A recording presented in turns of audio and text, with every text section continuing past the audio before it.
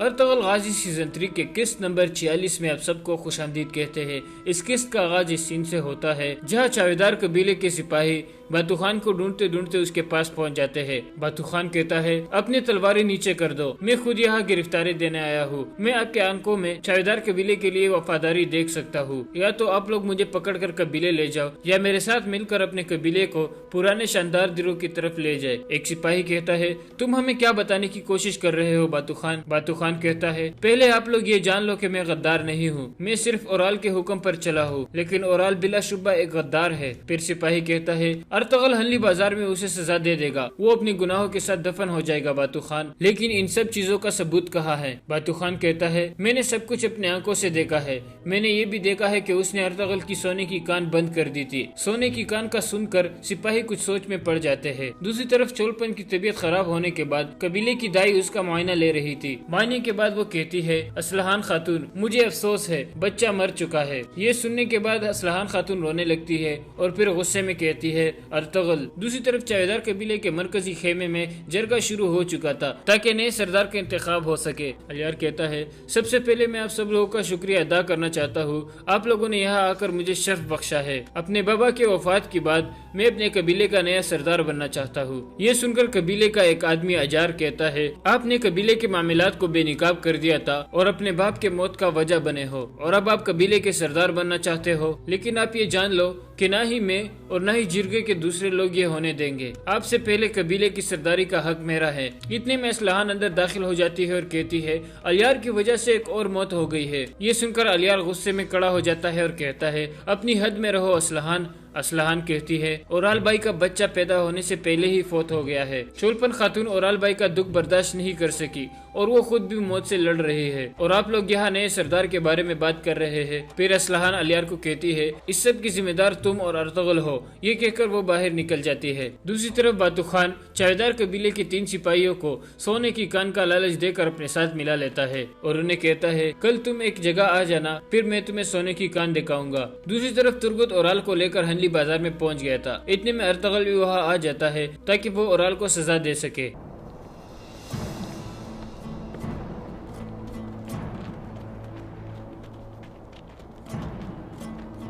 اورال کہتا ہے یہ کام جلدی کرو ارطغرل، ویسے بھی تمہارا خاندان خون میں ڈوبنے والا ہے۔ ارطغرل کہتا ہے ترگت لے آؤ اس کو، لیکن اتنے میں ڈھول بجتا ہے تو سب رک جاتے ہیں۔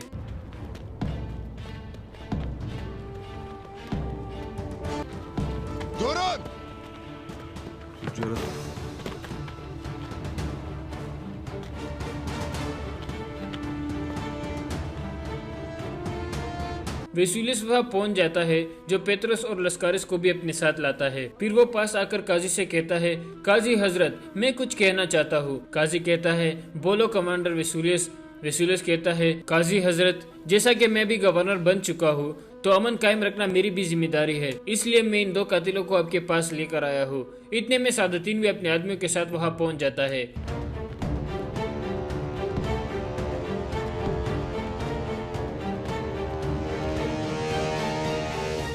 اور آتے ہی ویسولیس کو کہتا ہے کمانڈر ویسولیس آپ یہاں کیا کر رہے ہیں اور یہ سزا کیوں روک دی گئی ہے؟ ویسولیس کہتا ہے میں نے لسکارس سے گورنر کی قتل کی تفتیش کی تھی، لیکن اس میں تو دوسرا آدمی شامل ہے، اور وہ ہے یہ آدمی جسے ہنلی بازار میں تاجر حسن کے نام سے جانا جاتا تھا، اور اسی نے گورنر کے قتل کا منصوبہ بنایا تھا، لیکن اس نے الزام بے گناہ اورال پر لگا دیا تاکہ دونوں ریاستوں کے درمیان امن کو خراب کر سکے، اس لیے ہم اپنا مقدمہ واپس لیتے ہیں۔ یہ سننے کے بعد سعادتین کہتا ہے صلیبیوں نے ہم سب کو دھوکہ دیا ہے، قاضی حضرت اورال صاحب بے گناہ ہے، ہمیں ان کو آزاد کر دینا چاہیے۔ یہ سن کر اورال کے چہرے پر مسکراہٹ آ جاتی ہے اور کہتا ہے ارطغرل صاحب آپ انصاف کی بات کر رہے تھے، اب یہ ثابت ہو گیا ہے کہ میں بے گناہ ہوں، اس کے بعد تم میرے انصاف کا سامنا کرو گے۔ ارطغرل کہتا ہے میں کیسے مان لوں کہ آپ سچ بول رہے ہو کمانڈر ویسولیس، آپ کو یہ ثابت کرنا ہوگا۔ ویسولیس اپنے ایک آدمی کو رجسٹر لانے کا اشارہ کرتا ہے تو وہ رجسٹر لاتا ہے اور کہتا ہے یہ رجسٹر سیمن کے تہخانے کا ہے جو مجھے پیتروس کے پاس سے ملا ہے۔ سعادتین رجسٹر دیکھنے کے بعد کہتا ہے یہ صحیح ہے قاضی حضرت۔ پھر قاضی وہ رجسٹر دیکھتا ہے۔ اس کے بعد ویسولیس کہتا ہے میرے پاس ایک اور بھی ثبوت ہے۔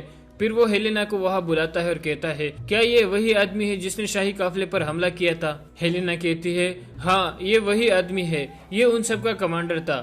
वेसुलियस कहता है इसी आदमी ने तुम्हारे बाबा को कत्ल करने का मंसूबा भी बनाया था। यह सुनकर हेलेना शदीद गुस्से में आ जाती है और उसे कातिल कातिल कहती है। इतने में वेसुलियस अपना खंजर निकाल लेता है और फौरन लस्कारिस और पेत्रोस दोनों की गले काट देता है। वो दोनों गिरकर मर जाते हैं।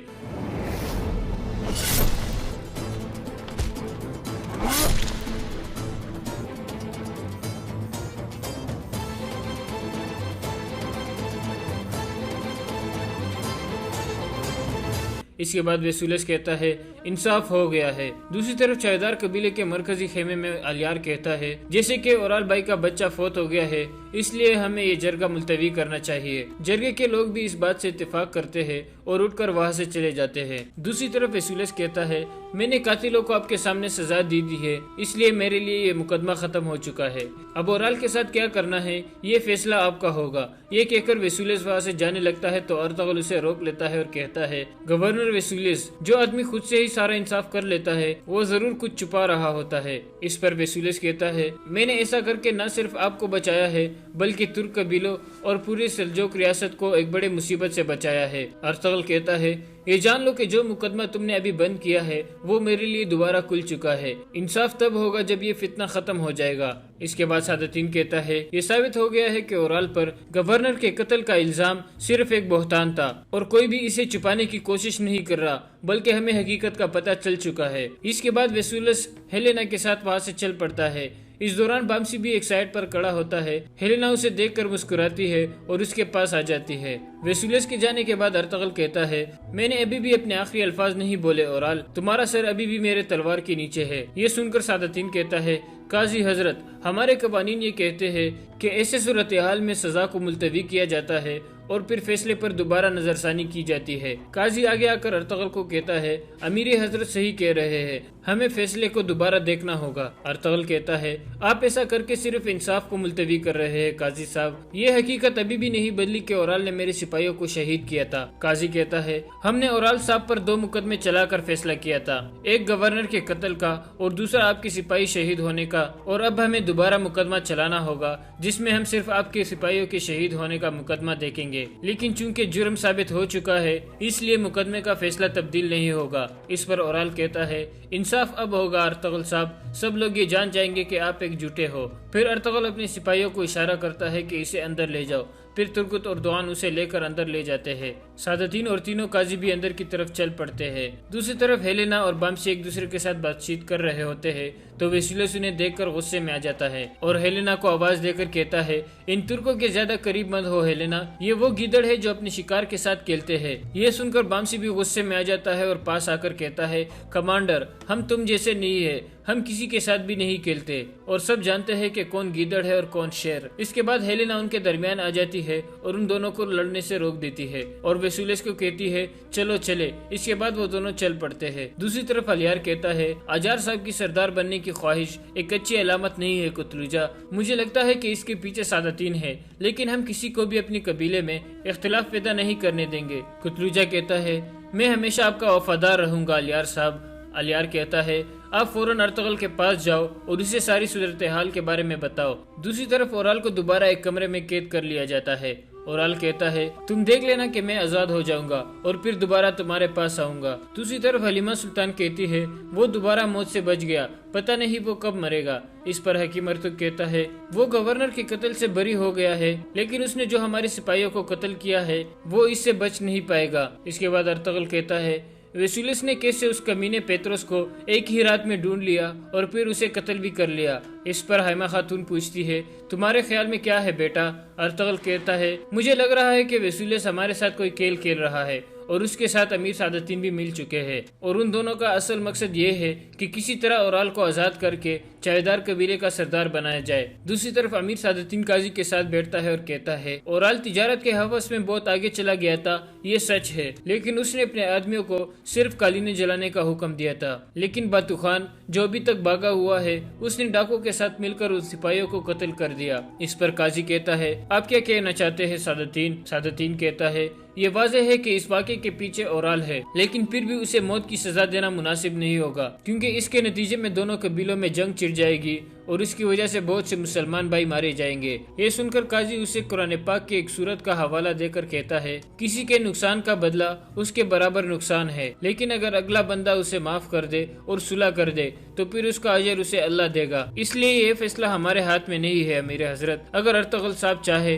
تو شہید خاندانوں سے بات کر کے ان کو قصاص یا دیت لینے پر راضی کر سکتے ہیں۔ اب فیصلہ ان کے ہاتھ میں ہے۔ دوسری طرف حاجہ تورین اور دمرل گورنر کے قلعے میں پہنچ جاتے ہیں۔ اتنے میں ہیلینا اور ویسولیس بھی وہاں آ جاتے ہیں۔ ہیلینا حاجہ تورین کو دیکھ کر کہتی ہے، تو آپ وہ تاجر ہے جو میرے بابا کی دکان کو کرائے پر لینا چاہتے ہیں؟ حاجہ تورین کہتا ہے، میرا نام استاد الوین ہے، میں ہمیشہ آپ سے وفادار رہوں گا۔ مجھے آپ کے بابا کے بارے میں سن کر بہت افسوس ہوا۔ ویسولیس اسے غور سے دیکھتا ہے اور کہتا ہے، تجارت سے پہلے تم کیا کرتے تھے استاد الوین؟ مجھے لگتا ہے کہ میں نے پہلے کہیں تمہیں دیکھا ہے۔ حاجہ تورین کہتا ہے، آپ نے لازمی مجھے دیکھا ہوگا، میں پوری دنیا میں کاروبار کرتا ہوں۔ اس کے بعد ہیلینا کہتی ہے، مجھے خوشی ہوگی کہ آپ ہمارے قلعے میں تجارت کریں استاد الوین، لیکن فیصلہ کرنے سے پہلے میں آپ کو اچھی طرح سے جاننا چاہتی ہوں، لیکن آج میں تک گئی ہوں۔ اس پر حاجہ تورین کہتا ہے، کوئی بات نہیں، میں کل دوبارہ آ جاؤں گا۔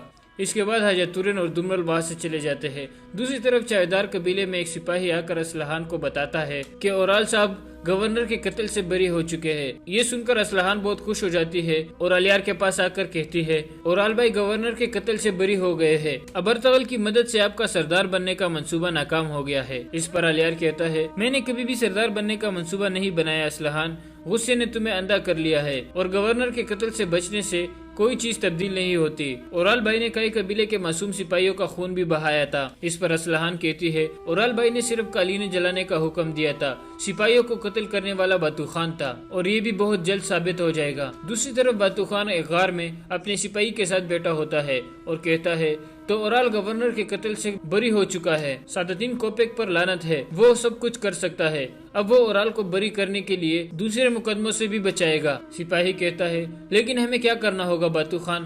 باتو خان کہتا ہے، ہمیں دیکھنا ہوگا کہ نیا سردار کون بنتا ہے، پھر جو بھی ضروری ہوا وہ ہم کریں گے، تم ہر چیز سے مجھے آگاہ رکھنا۔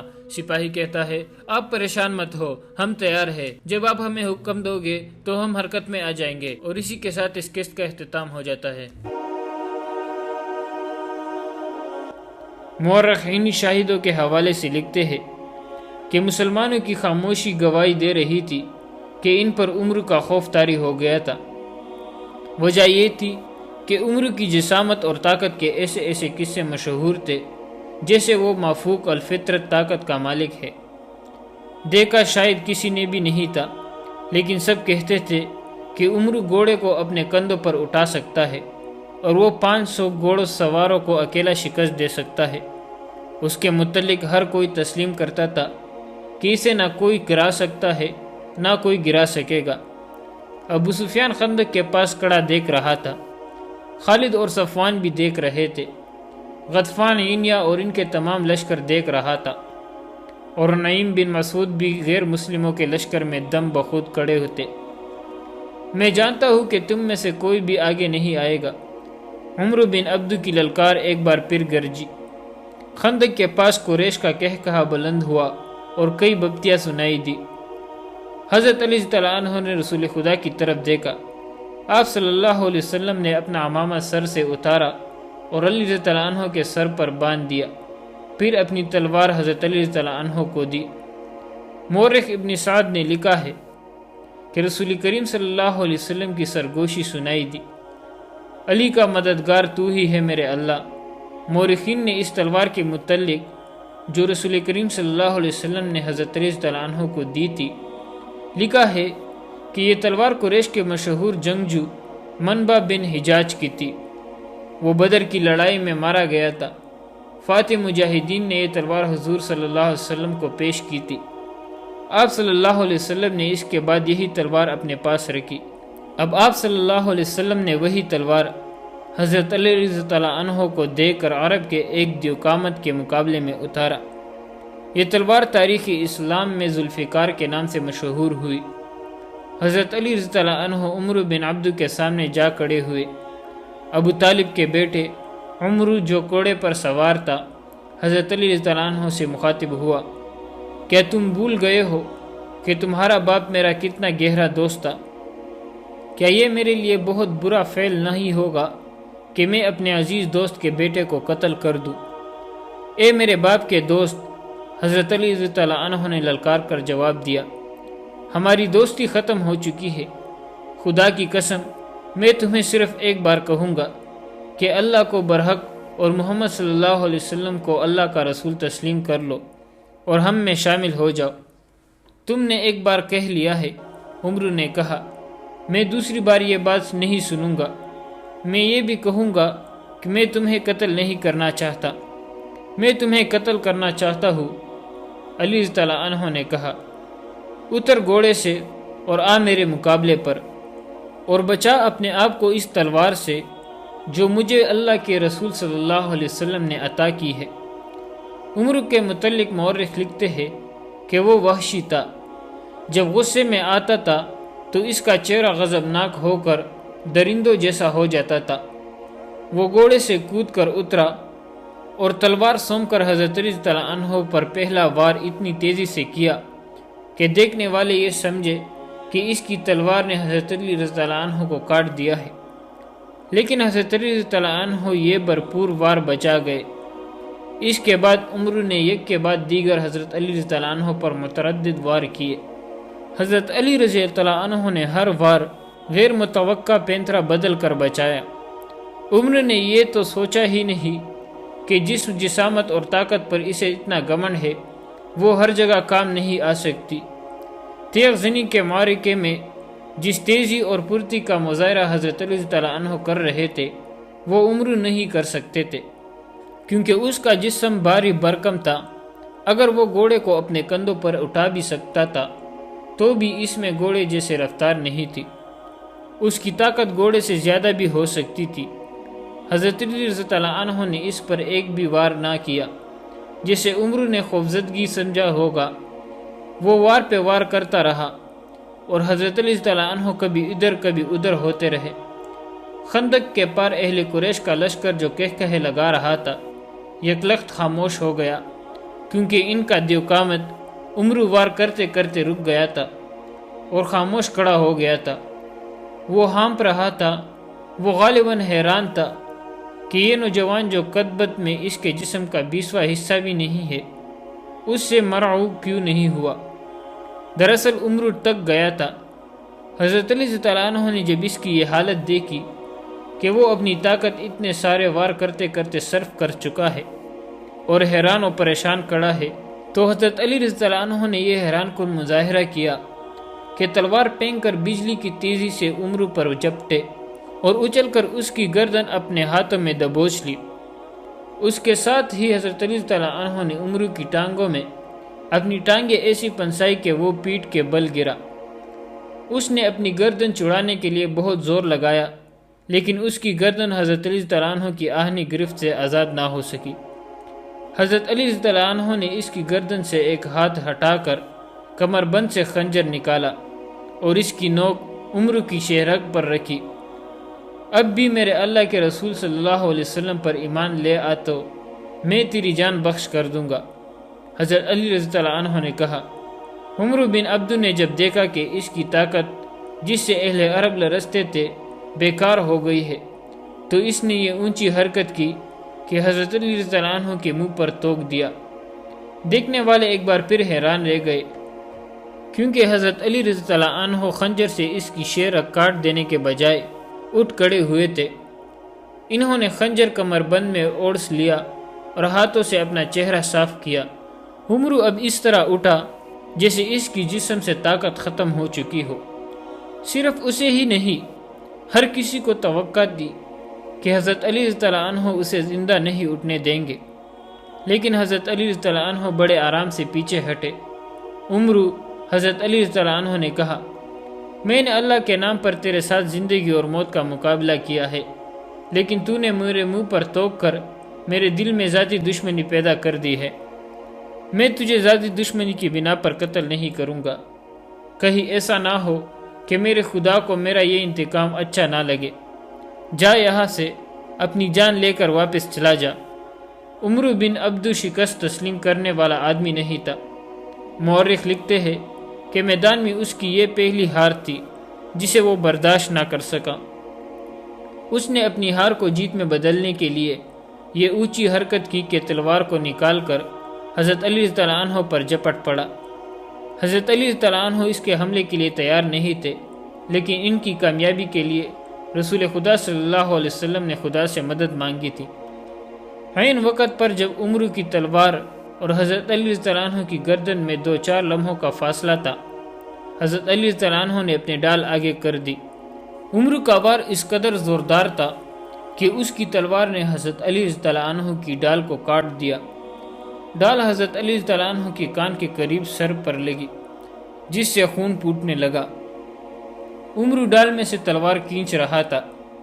حضرت علی رضی اللہ عنہ کی وہ تلوار جو انہیں رسول کریم صلی اللہ علیہ وسلم نے دی تھی، اتنی تیزی سے حرکت میں آئی کہ عمرو کی گردن کٹ گئی۔ گردن پوری نہ کٹی، لیکن شیرہ کٹ چکی تھی۔ عمرو کی تلوار اس کے ہاتھ سے پھوٹ گئی، اس کا جسم ڈولنے لگا۔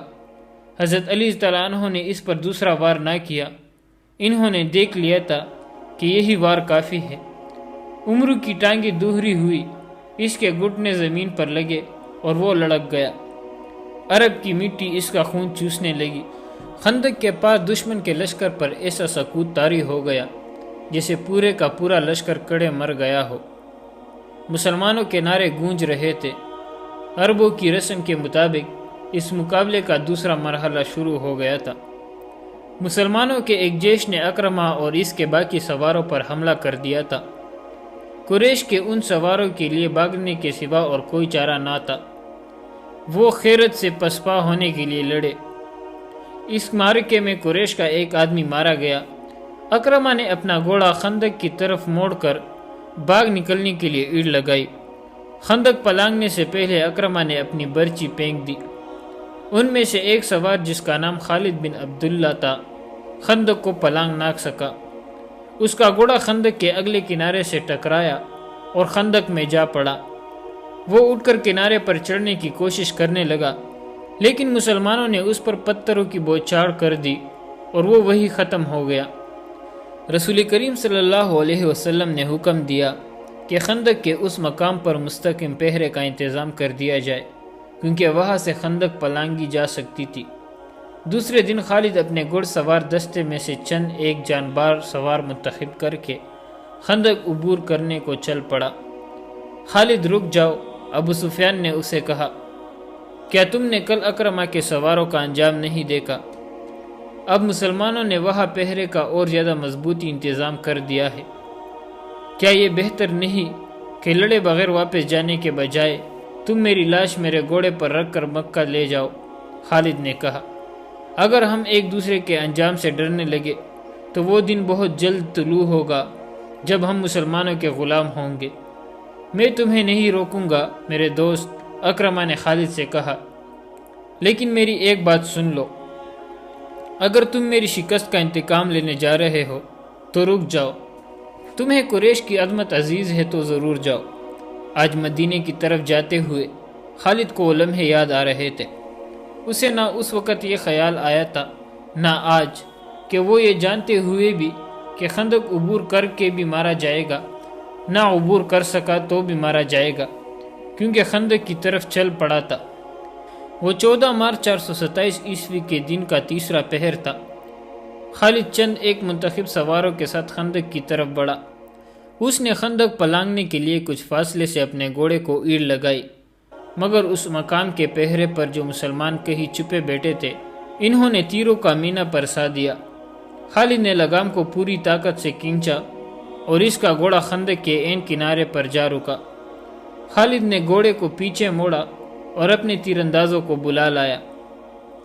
اس نے سوچا تھا کہ اس کے تیر انداز مسلمانوں پر تیر پھینکے چلے جائیں گے، جس سے مسلمان سر نہیں اٹھا سکیں گے اور وہ خندق پلانگ لے گا، لیکن مسلمانوں نے تیر اندازی میں اضافہ کر دیا۔ مسلمان تیروں کی بوچھاڑوں میں تیر چلا رہے تھے۔ خالد کو پسپا ہونا پڑا۔ خالد اس انداز سے اپنے سواروں کو وہاں سے اٹھا کر دوسری طرف چل پڑا جسے اس نے خندق پر ایک اور حملہ کرنے کا ارادہ ترک کر دیا ہو۔ مورخین جن میں ابن ہشام اور ابن سعد قابل ذکر ہے لکھتے ہیں کہ یہ خالد کی ایک چال تھی۔ اس نے چلتے چلتے اپنے سوار جیش میں مزید سوار شامل کر لیے۔ اس نے سوچا یہ تھا کہ اسے پسپا ہوتے دیکھ کر مسلمان پہرے دار ادھر ادھر ہو جائیں گے۔ اس نے ادھر دیکھا، وہاں سے کوئی پہرے دار نظر نہ آیا۔ اس نے اپنے دستے کو خندق کے کم چوڑائی والے مقام کی طرف موڑ کر سر پر دوڑا دیا۔ خالد کی یہ چال صرف اس حد تک کامیاب رہی کہ اس کے 3-4 گھڑ سوار خندق پلانگ گئے۔ ان میں خالد سب سے آگے تھا۔ مسلمان پہرے داروں نے انہیں گھیرے میں لے لیا۔ قریش کے جو سوار ابھی خندق کے پاس تھے، ان پر مسلمانوں نے اتنی تیزی سے تیر برسائے کہ انہیں پسپا ہونا پڑا۔ خالد اور اس کے سواروں کے لیے مسلمانوں کے گھیرے سے نکلنا بہت مشکل ہو گیا۔ یہ زندگی اور موت کا معرکہ تھا جو خالد نے گھوڑا دوڑا کر اور اپنے پینترے بدل بدل کر لڑا۔ اس کے سوار بھی تجربہ کار اور پرتیلے تھے۔ ان میں سے ایک مارا گیا۔ خالد اب دفاعی معرکہ کر رہا تھا۔ اس نے کئی مسلمانوں کو زخمی کیا، جن میں سے ایک شہید ہو گیا۔ آخر اسے نکلنے کا موقع مل گیا اور اس کا گھوڑا خندق کو پلانگ آیا۔ اس کے جو سوار زندہ رہ گئے تھے وہ بھی خندق پلانگ آئے۔ اس کے بعد قریش میں سے کسی نے خندق کے پار جانے کی جرأت نہ کی۔ اکرمہ اور خالد کی ناکامی کے بعد قریش اور ان کے دیگر اتحادی قبائل کے لشکر میں مایوسی جو پہلے ہی کچھ کم نہ تھی اور بڑھ گئی، خوراک نہ ہونے کی برابر رہ گئی تھی۔ ابو سفیان جو اپنے اور دیگر تمام قبائل کے لشکر کا سالار اعلیٰ تھا، پہلے ہی ہاتھ پاؤں چھوڑ بیٹھا تھا۔ خالد، اکرمہ اور صفوان نے یہ ظاہر کرنے کے لیے کہ ان کا لشکر زندہ و بیدار ہے، یہ کارروائی جاری رکھی۔ وقتاً فوقتاً خندق کے قریب جا کر مسلمانوں کے خیمے گاہ پر تیر برساتے رہے۔ اس کے جواب میں مسلمانوں نے تیر اندازوں کو خندق کے قریب پھیلا دیا، جو اہل قریش کی تیر اندازوں پر جوابی تیر اندازی کرتے رہے۔ تیروں کے تبادلے کا یہ سلسلہ صرف ایک دن صبح سے شام تک چلا۔ اہل قریش، غطفان اور دیگر قبائل جس محمد صلی اللہ علیہ وسلم کو شکست دینے آئے تھے، وہ محمد صلی اللہ علیہ وسلم کسی ملک کے بادشاہ نہیں تھے، وہ خدا کے رسول تھے۔ خدا نے انہیں ایک عظیم پیغام دے کر رسالت عطا کی تھی۔ آپ صلی اللہ علیہ وسلم نے خدا سے مدد مانگی تھی۔ خدا اپنے رسول کو کیسے مایوس کرتا؟ اس کے علاوہ مدینے کے اندر مسلمانوں کی عورتیں اور بچے دن رات اپنی کامیابی اور نجات کی دعائیں مانگتے رہتے تھے۔ یہ دعائیں رائے گاہ کیسی جاتی؟ 18 مارچ 627 عیسوی بروز منگل مدینے کی فضا خاموش ہو گئی۔ سردی خاصی تھی، ہوا بلند ہو گئی، موسم خوشگوار ہو گیا، لیکن یہ طوفان سے پہلے کی خاموشی تھی۔ اچانک آندھی آئی جو اس قدر تیز و تند تھی کہ خیمے اڑانے لگی۔ جکڑ بڑے ہی سرد تھے۔ آندھی کی تندی اور اس کی چیخوں سے گھوڑے اور اونٹ بھی گھبرا گئے اور رسیاں تراونے لگے۔ مسلمانوں کی اجتماع گاہ صلح کی پہاڑ کی اونٹ میں تھی، اس لیے آندھی انہیں اتنا پریشان نہیں کر رہی تھی جتنا مکہ کے لشکر کو۔ قریش کھلے میدان میں تھے، آندھی ان کی سامان اڑا رہی تھی۔ خیمے اڑ گئے یا پلٹ دیے گئے تھے۔ لشکر کے سردار اور سپاہی اپنے اوپر ہر وہ کپڑا ڈال کر بیٹھ گئے تھے جو ان کے پاس تھا۔ ان کے لیے یہ آندھی خدا کا قہر بن گئی تھی۔ اس کی چیخوں میں قہر اور غضب تھا۔ ابو سفیان برداشت نہ کر سکا، وہ اٹھا، اسے اپنا گھوڑا نظر نہ آیا۔ قریب ہی ایک اونٹ بیٹھا تھا۔ ابو سفیان اونٹ پر چڑھ بیٹھا اور اسے اٹھایا۔ مورخ ابن ہشام کی تحریر کے مطابق ابو سفیان بلند آواز سے چلانے لگا، اے اہل قریش، اے اہل غطفان، کعب بن اسد نے ہمیں دھوکہ دیا ہے۔ آندھی ہمارا بہت نقصان کر چکی ہے، اب یہاں ٹھہرنا بہت خطرناک ہے۔ مکہ کو کوچ کرو، میں جا رہا ہوں، میں جا رہا ہوں۔ اس نے ان کو مکہ کی طرف دوڑایا۔ خالد کو آج بھی وہ منظر یاد آ رہا تھا۔ تمام لشکر جسے مکہ سے مدینے کی طرف کوچ کرتے دیکھ کر اس کا سینہ فخر سے پھیل گیا تھا اور سر اونچا ہو گیا تھا۔ ابو سفیان کے پیچھے پیچھے ڈری ہوئی بیڑیوں کی طرح جا رہا تھا۔ خالد اور عمر بن عصام نے اپنے طور پر سوچا تھا کہ ہو سکتا ہے مسلمان عقب سے حملہ کر دے، چنانچہ انہوں نے اپنے سوار دستوں کو اپنے قابو میں رکھ کر لشکر کے عقب میں رکھا تھا۔ ابو سفیان نے ایسے حفاظتی اقدامات کی سوچی ہی نہیں تھی۔ اس پسپا ہوتے لشکر میں وہ آدمی نہیں تھے جو مارے گئے تھے، اور اس لشکر میں نعیم بن مسعود بھی نہیں تھے۔ قریش کا لشکر چلا تو نعیم آندھی سے فائدہ اٹھاتے ہوئے خندق میں اتر گئے اور رسول کریم صلی اللہ علیہ وسلم کے پاس پہنچ گئے تھے۔ آج خالد مدینے کی طرف اسی راستے پر جا رہا تھا جس راستے سے اس کا لشکر ناکام واپس گیا تھا۔ اسے شیخین کی پہاڑی نظر آنے لگی۔ آندھی نے تاریخ اسلام کا رخ موڑ دیا۔ آندھی نے یہ حقیقت واضح کر دی کہ خدا حق پرستوں کے ساتھ ہوتا ہے۔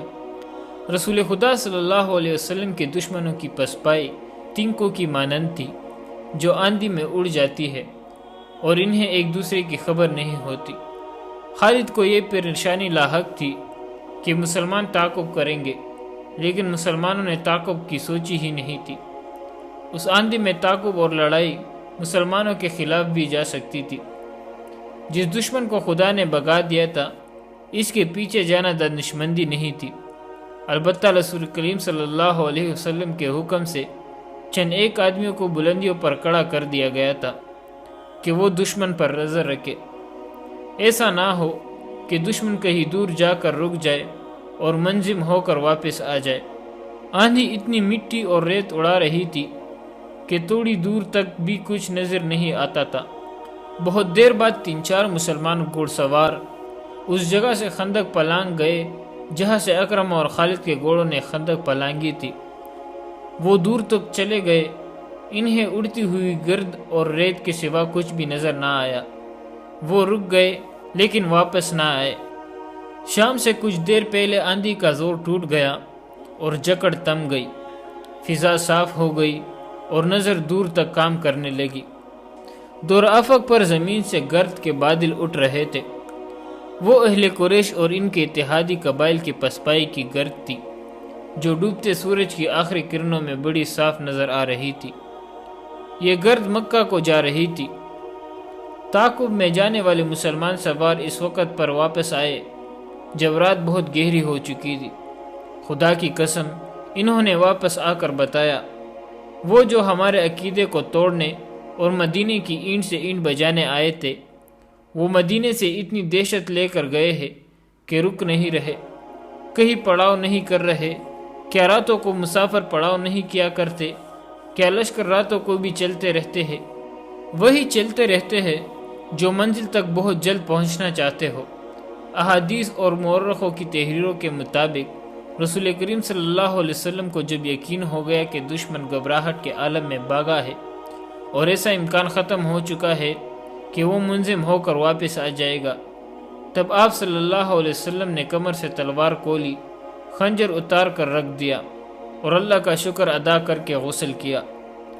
اس رات کی کوہ سے جس صبح نے جنم لیا وہ مدینہ والوں کے لیے فتح و نصرت اور مسرت و شادمانی کی صبح تھی۔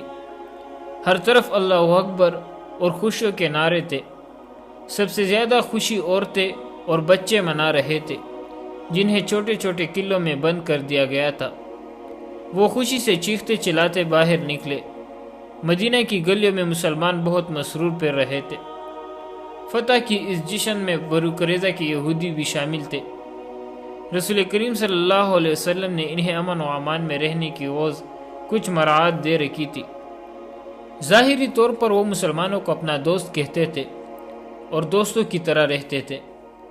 اہل قریش کی پسپائی پر وہ مسلمانوں کی طرح خوشیاں منا رہے تھے، لیکن ان کا سردار کعب بن اسد اپنے قلعے نما مکان میں بیٹھا تھا۔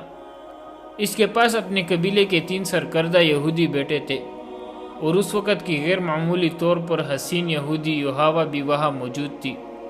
وہ گزشتہ شام اہل قریش کی پسپائی کی خبر سن کر آئی تھی۔ کیا یہ اچھا نہیں ہوا کہ ہم نے مسلمانوں پر حملے نہیں کیے؟ کعب بن اسد نے کہا، مجھے نعیم بن مسعود نے اچھا مشورہ دیا تھا۔ اس نے کہا تھا کہ قریش سے معاہدے کی ضمانت کے طور پر چند آدمی یرغمال کے لیے مانگو۔ اس نے یہ بھی کہا تھا کہ قریش اس سے دگنا لشکر لے آئیں گے تو بھی خندق عبور نہیں کر سکیں گے۔ میں نے نعیم کا مشورہ اس لیے قبول کر لیا تھا کہ وہ اہل قریش میں سے ہے۔ وہ اہل قریش میں سے نہیں، ایک یہودی نے کہا، وہ محمد کے پیروکاروں میں سے ہے۔ خدائے یہودا کی قسم، تمہاری بات سچ نہیں ہو سکتی۔ کعب بن اسد نے کہا، وہ اہل قریش کے ساتھ آیا تھا مگر ان کے ساتھ نہیں گیا۔ اسی یہودی نے کہا، میں نے کل شام اسے مدینہ میں مسلمانوں کے ساتھ دیکھا ہے۔ اس وقت تک اہل قریش کا لشکر مدینہ سے بہت دور جا چکا تھا۔ پھر تمہیں کس نے بتایا ہے کہ وہ محمد صلی اللہ علیہ وسلم کے پیروکاروں میں سے ہے؟ کعب نے کہا، میں اسی بات کو کیوں سچ مانوں جو تم نے کسی سے پوچھا نہیں؟ میں نے اپنے ایک مسلمان دوست سے پوچھا تھا۔ یہودی نے کہا، میں نے نعیم کو دیکھ کر کہا تھا، کیا مسلمان اب قریش کے جنگی قیدیوں کو کھلا رہے ہیں؟ میرے دوست نے جواب دیا تھا کہ نعیم کب کا اسلام قبول کر چکا ہے، اسے مدینہ میں آنے کا موقع اب ملا ہے۔ پھر اس نے ہمیں مسلمانوں سے نہیں بلکہ مسلمانوں کو ہم سے بچایا ہے۔ کعب بن اسد نے کہا، اس نے جو کچھ بھی کیا ہے ہمارے لیے اچھا ثابت ہوا ہے۔ اگر ہم قریش کی بات مان لیتے تو مسلمان ہمارے دشمن ہو جاتے۔ اور یہودی نے کہا، تم یہی کہنا چاہتے ہو نا کعب، مسلمان پھر بھی ہمارے دشمن ہیں۔ ہم محمد صلی اللہ علیہ وسلم کے نئے مذہب کو یہی پر ختم کرنا ہے، ورنہ محمد صلی اللہ علیہ وسلم ہمیں ختم کر دے گا۔ کیا تم نہیں دیکھ رہے ہو کہ یہ مذہب جیسے یہ لوگ اسلام کہتے ہیں کتنی تیزی سے مقبول ہوتا جا رہا ہے؟ تیسرے یہودی نے جو معمر تھا کہا، ہمیں اس کے آگے بند باندھنا ہے، اسے روکنا ہے۔ لیکن کیسے؟ کعب بن اسد نے پوچھا۔ قتل؟ معمر یہودی نے کہا، محمد صلی اللہ علیہ وسلم کا قتل۔ ایسی جرأت کون کرے گا؟ کعب بن اسد نے کہا، تم کہو گے کہ وہ ایک یہودی ہوگا، اگر وہ محمد صلی اللہ علیہ وسلم کے قتل میں ناکام ہو گیا تو بنو قینقاع اور بنو نذیر کا انجام دیکھ لو۔ مسلمانوں نے انہیں جس طرح قتل کیا ہے اور ان میں سے زندہ بچ رہنے والی جس طرح دور دراز کے ملکوں کو بھاگ گئے ہیں وہ نہ بھولو۔ خدا یہودا کی قسم، معمر یہودی نے کہا، میری عقل تم سے زیادہ کام نہیں کرتی تو تم سے کم بھی نہیں۔ تم نے جو آج سوچا ہے وہ میں اور لیث بن موشان بہت پہلے سوچ چکے ہیں۔ کوئی یہودی محمد صلی اللہ علیہ وسلم کو قتل کرنے نہیں جائے گا۔ پھر وہ کون ہوگا؟ وہ قبیلہ قریش کا ایک آدمی ہے۔ بوڑھے یہودی نے جواب دیا، لیث بن موشان نے اسے تیار کر لیا ہے۔ میرا خیال ہے کہ اب وقت آ گیا ہے کہ یہ کام کر دیا جائے۔ اگر تم لوگ بھول نہیں گئے کہ میں بنو قریظہ کا سردار ہوں تو میں اس کام کی اجازت کیسے دے سکتا ہوں جو مجھے معلوم ہی نہ ہو کہ کیسے کیا جائے گا؟ کعب بن اسد نے کہا، مجھے کون بتائے گا کہ اس آدمی کو اتنے خطرناک کام کے لیے کیسے تیار کیا گیا ہے؟ کیا اسے ابو سفیان نے تیار کیا ہے؟ خالد بن ولید نے تیار کیا ہے؟ سنو کعب، بوڑھے یہودی نے کہا، اور یہودی حسینہ یحاوہ کی طرف دیکھا، میں یہ بات لیث بن موشان کی موجودگی میں سناؤں تو کیا اچھا نہ ہوگا؟ یحاوہ نے کہا، اس بات میں اس بزرگ کا عمل و دخل زیادہ ہے، ہم اس بوڑھے جادوگر کو کہاں سے بلائے؟ کعب بن اسد نے کہا، ہم تم پر اعتبار کرتے ہیں، وہ یہی ہے۔ بوڑھے یہودی نے کہا، ہم اسے ساتھ لائے ہیں اور ہم اسے بھی ساتھ لائے ہیں جو محمد صلی اللہ علیہ وسلم کو قتل کرے گا۔ اب ہم انتظار نہیں کر سکتے۔ ہم سب کو امید تھی کہ قریش غطفان اور ان کے دوسرے قبائل اسلام کا نام و نشان مٹا دیں گے، مگر ہر میدان میں انہوں نے شکست کھائی۔ ہم نے انہیں مدینے پر حملے کے لیے اکسایا تھا، وہ یہاں سے بھی بھاگ نکلے۔ خدا یہودا کی قسم، کعب تم نے مسلمانوں پر عقب سے حملہ نہ کر کے بہت برا کیا ہے۔ میں اس کی وجہ بتا چکا ہوں۔ کعب بن اسد نے کہا، وجہ صحیح تھی یا غلط؟ معمر یہودی نے کہا، وقت ہاتھ سے نکل گیا ہے، اب ہم قریش کی فتح کا انتظار نہیں کر سکتے۔ اس نے یحاوہ سے کہا، لیث بن موشان کو بلاؤ، دوسرے کو ابھی باہر رکھو۔ یحاوہ کمرے سے نکل گئی، واپس آئی تو اس کے ساتھ لیث بن موشان تھا۔ وہ ایک بوڑھا یہودی تھا جس کی عمر 70 اور 80 برس کے درمیان تھی۔ اس کے سر اور داڑھی کے بال دودھ کی طرح سفید ہو چکے تھے۔ داڑھی بہت لمبی تھی، اس کے چہرے کا رنگ سرخ و سفید تھا۔ اس نے اونٹ کے رنگ کی کباب پہن رکھی تھی۔ اس کے ہاتھ میں لمبا عصا تھا جو اوپر سے سام کی پن کی طرح تراشا ہوا تھا۔ لیس بن موشان کو یہودیوں میں جادوگر کے نام سے شہرت حاصل تھی۔ شعبدہ بازی اور کالے علم میں وہ مہارت رکھتا تھا۔ وہ مکہ اور مدینہ کے درمیان کسی گاؤں کا رہنے والا تھا۔ اس کے متعلق بہت سی روایات مشہور تھی، جن میں سے ایک یہ تھی کہ وہ مردے کو تھوڑی سی دیر کے لیے زندہ کر سکتا تھا، اور وہ کسی بھی مرد یا عورت کو اپنے تابع کرنے کی طاقت رکھتا تھا۔ یہودی اسے اپنے پیر و مرشد سمجھتے تھے۔ وہ جہان دیدہ اور عالم فاضل شخص تھا۔ وہ کمرے میں داخل ہوا تو سب اس کی تعظیم کو اٹھے۔ وہ جب بیٹھ گیا تو سب بیٹھ گئے۔ خاندان موشان کی عظمت سے کون واقف نہیں؟ کعب بن اسد نے کہا، خدا یہودا کی قسم، ہم میں سے کوئی بھی آپ کو یہاں بلانے کی جرت نہیں کر سکتا تھا۔ یہوہ شاید آپ کو لے آئی ہے، میں پیغمبر نہیں ہوں۔ کعب بن اسد، لیس بن موشان نے کہا، میں یہ خوبصورت الفاظ سننے کا عادی نہیں اور تعظیم و احترام کا وقت بھی نہیں۔ کوئی نہ بلاتا تو بھی مجھے آنا تھا۔ تم لوگ اپنے فرض کی ادائیگی میں بہت وقت ضائع کر چکے ہو۔ تم سے یہ لڑکی اچھی ہے جس نے وہ کام کر لیا ہے جو تمہیں کرنا چاہیے تھا۔ معزز موشان کعب بن اسد نے کہا، ہم نے ابھی اس انتہائی اقدام کی سوچی نہیں تھی۔ اگر ہم محمد صلی اللہ علیہ وسلم کے قتل جیسا خوفناک ارادہ کرتے بھی تو یہوہ کو استعمال نہ کرتے۔ ہم اتنی خوبصورت اور جوان لڑکی کو استعمال نہیں کر سکتے۔